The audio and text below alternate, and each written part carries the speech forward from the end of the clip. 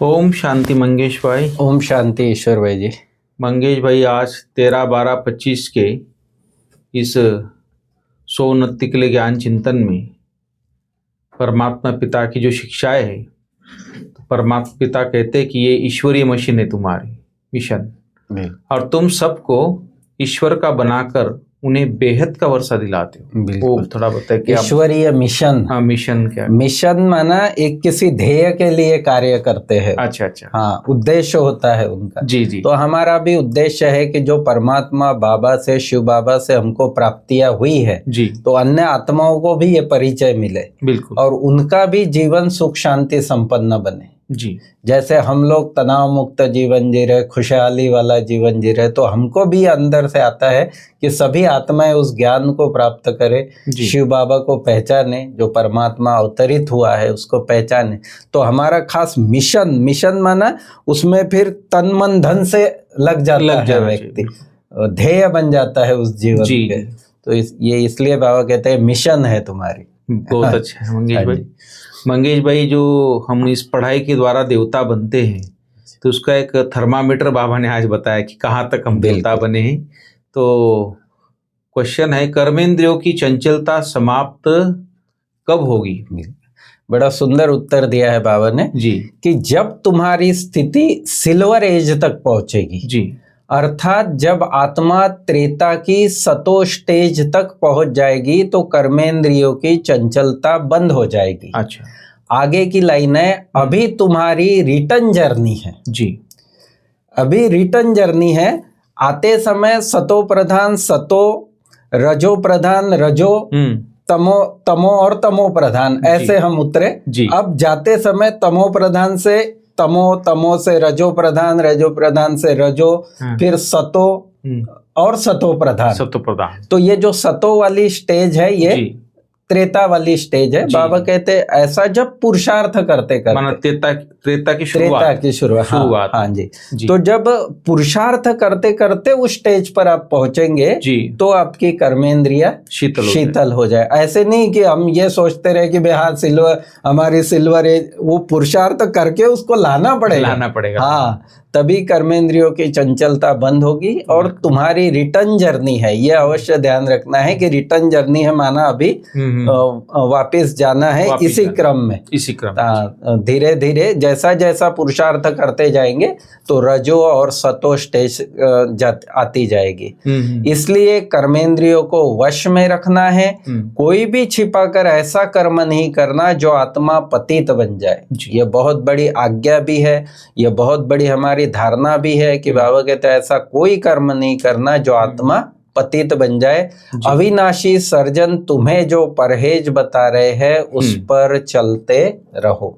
ये सही कहा आपने। कोई डॉक्टर कोई बीमारी होती तो उसका परहेज बताता है, बिल्कुल। तो परहेज अगर पालते हैं और वो टाइम पे जो डॉक्टर बोलता है वैसे करते हैं तो बीमारी से छुटकारा पाते हैं। बिल्कुल। तभी उसकी दवाई असर करे। हाँ, नहीं तो दवाई भी ले रहे हैं और परहेज नहीं कर रहे हैं तो इतना इफेक्टिव नहीं होता। इसलिए परमात्मा ज्ञान तो सुना रहा है, लेकिन हमें परहेज नहीं करेंगे तो फिर वो हमें धारण नहीं होगा ज्ञान। बिल्कुल।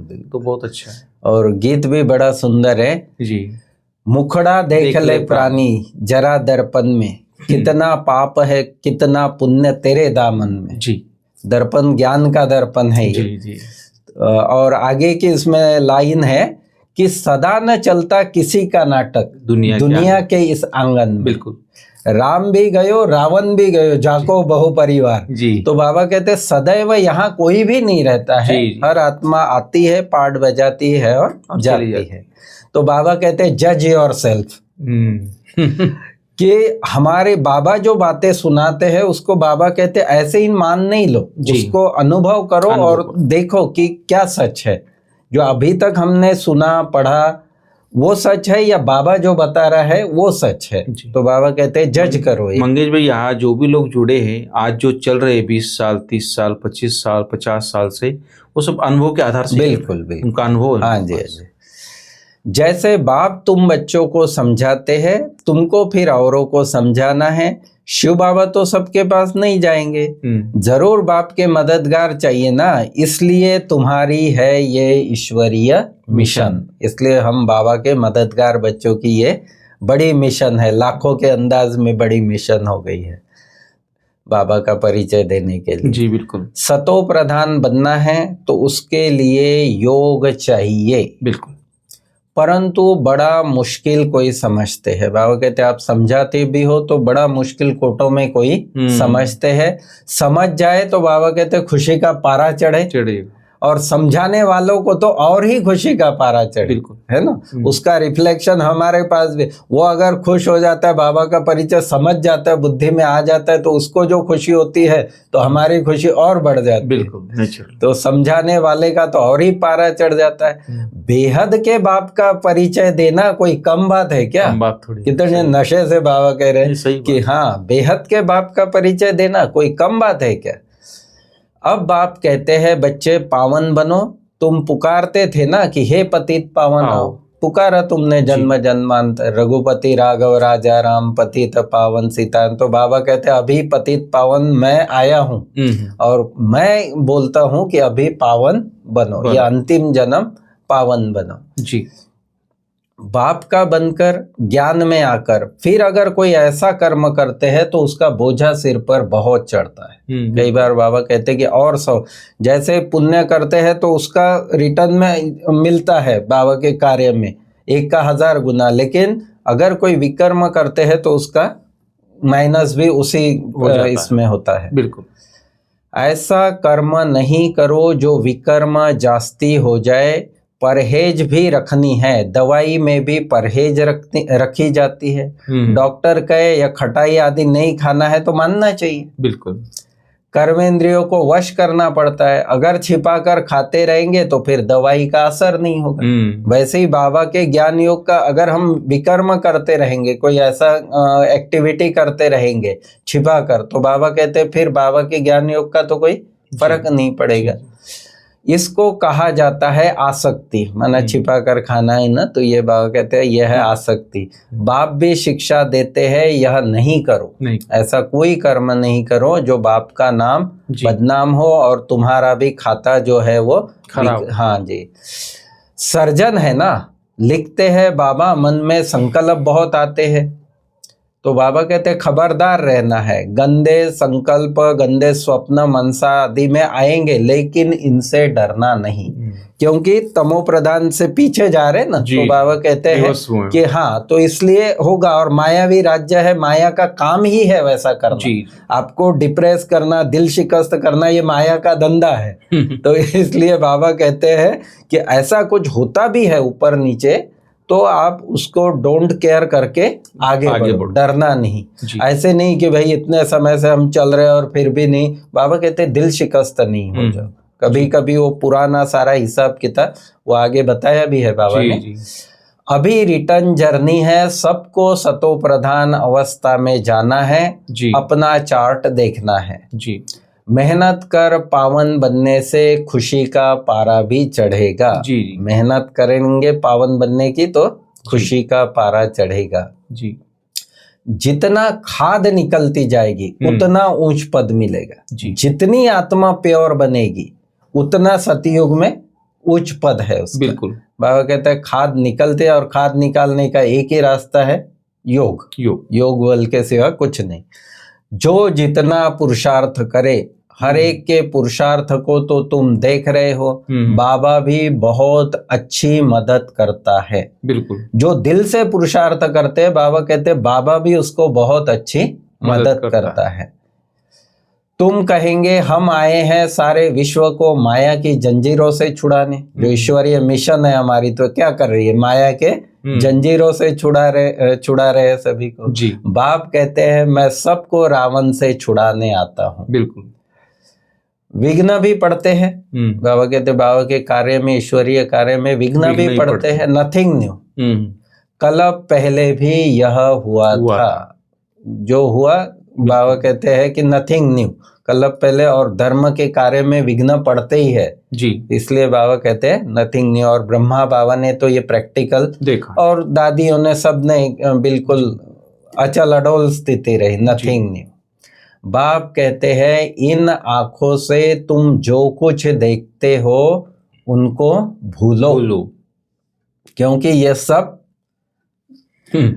बाबा कहते हैं ये शरीर, ये पुरानी खाल जो है, ये शरीर जो है ये जर्जरीभूत हो गया है, तो अब इसको छोड़ना है।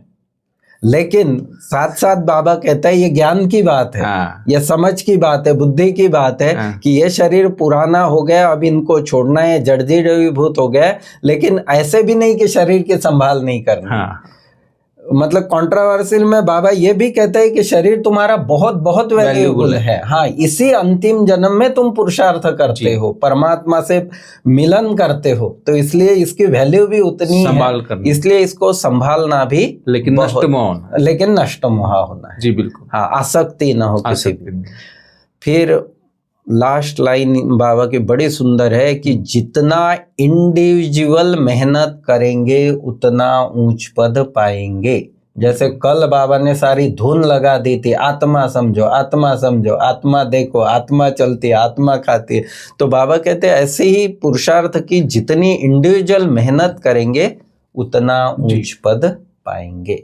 बिल्कुल, बहुत अच्छा मंगेश भाई, बहुत अच्छी डिटेल बातें आपने बताई है कि सतयुग में जाने के लिए क्या क्या बातों का ध्यान रखना है और कैसे हमारी रिटर्न जर्नी है बाबा समझा रहे हैं, और किस तरह हम सतो रजो तमो से जब आए हैं और फिर तमो रजो सतो में जाना है, तो किस तरह रिटर्न जर्नी का हमें थर्मामीटर भी बाबा ने आज बताया है, तो किस तरह हमारी कर्मेंद्रियाँ शीतल होती जाएगी। तो बाबा बोलते कि एक बाप से ही सुनना है, मेन मुख्य बात तो ये है, और एक ही अभिचारी आदमी रहना, अविचारी जो एक ही आदमी रहना है, और इस शरीर की संभाल भी रखनी, जैसे आपने कहा इसके ममत्व नहीं रखना है, लेकिन संभाल जरूर करनी है। और बाप ने जो परहेज बताई है उसे पूरा पालन करना है। कोई भी ऐसा कर्म नहीं करना है जो बाप की ग्लानि हो, पाप का खाता बने, अपने को घाटे में नहीं डालना है, बाबा बोलता है। और वरदान बहुत सुंदर है मंगेश भाई। तो 3 सेवाओं के बारे में बाबा ने बताया आज कि 3 सेवाओं के बैलेंस द्वारा सर्व गुणों की अनुभूति करने वाले गुण मूर्त भव। वो थोड़ा बताइए। 3 सेवाएं बाबा ने बताई, संकल्प द्वारा सेवा जी, बोल द्वारा सेवा और कर्मना द्वारा सेवा जी। तो जो ये 3 सेवाओं में तत्पर रहते हैं वही बाबा कहते हैं सफलता मूर्त है। जो एक साथ तीनों जी कि कर्म भी कर रहा है और उसके संकल्पों से भी वाइब्रेशन फैल रहा है, वह भाषण भी कर रहा है, बोल भी रहा है, तब भी अपने वृत्ति द्वारा वाइब्रेशन फैला है। तो बाबा कहते हैं तीनों प्रकार की सेवा एक साथ हो तब कहा जाता है सफलता मूर्त जी। तीनों में मार्ग समान है। बाबा कहता है कि बर्तन धोने वाला और भाषण करने वाला दोनों के मार्ग समान है, डिपेंड ऑन द स्थिति कैसी है। अगर भाषण करने वाले अभिमान में है तो वो मार्क्स हो गए कम उसके, और बर्तन मांजने वाला, झाड़ू पोछा लगाने वाला अगर देही अभिमानी स्थिति में अच्छी रहती, बाबा की याद में है, तो उसके मार्क्स ज्यादा है। बिल्कुल। उनके द्वारा सर्व दिव्य गुणों का श्रृंगार स्पष्ट दिखाई देता है। एक दूसरे को बाप के गुणों का व स्वयं की धारणा के गुणों का सहयोग देना ही गुण मूर्त बनना है, क्योंकि गुण दान सबसे बड़ा दान है। बिल्कुल। तो मंगेश भाई आज स्लोगन है कि निश्चय रूपी फाउंडेशन पक्का है तो श्रेष्ठ जीवन का अनुभव होता रहे, स्वतः होता है। जी, निश्चय है तो ही बिल्डिंग मजबूत बनेगी। निश्चय रूपी फाउंडेशन जो है वो मजबूत है तो ही बिल्डिंग टिकी रहेगी। तो ये तो बाबा के इसमें मूल बात ही यह है कि जब बाबा पे यथार्थ निश्चय होगा, स्वयं पर निश्चय, बाबा पर निश्चय, ईश्वरीय परिवार पर निश्चय, तो ये निश्चय रूपी फाउंडेशन जितना पक्का है तो श्रेष्ठ जीवन का अनुभव ऑटोमेटिक होगा। अच्छा। जहाँ कहीं भी परसेंटेज में निश्चय हिला, चाहे ब्राह्मण परिवार में भी निश्चय हिला या स्वयं में निश्चय हिला या बाबा में निश्चय हिला, तो हो गया, फाउंडेशन हिल गया उसका तो फिर श्रेष्ठ जीवन का अनुभव नहीं होगा। बिल्कुल। और ये हमारा अव्यक्त इशारा जो है इस मास का कि संपन्न व कर्मातीत बनने की धुन लगाओ। कर्म योगी बन कर्म भोग चुक्त करना है। बाबा ने कहा कि तन का रोग आता है, मन के संस्कार अन्य आत्माओं के टक्कर भी होते हैं, तो बाबा कहते हैं ये पुराने पास्ट के कोई हिसाब किताब के कारण है, तो इसलिए अब उसका ज़्यादा टेंशन नहीं लो। कर्म योगी बन, आत्मा जो है मैं इस शरीर को चला रही हूँ ऐसा समझकर कर्म योगी बन कर्म भोग चुक्त करना, यही कर्मातीत स्थिति की निशानी है। प्रैक्टिस करनी है, अभी अभी कर्मयोगी, अभी अभी कर्मातीत। कर्मातीत। ओम शांति। ओम शांति। Thank you.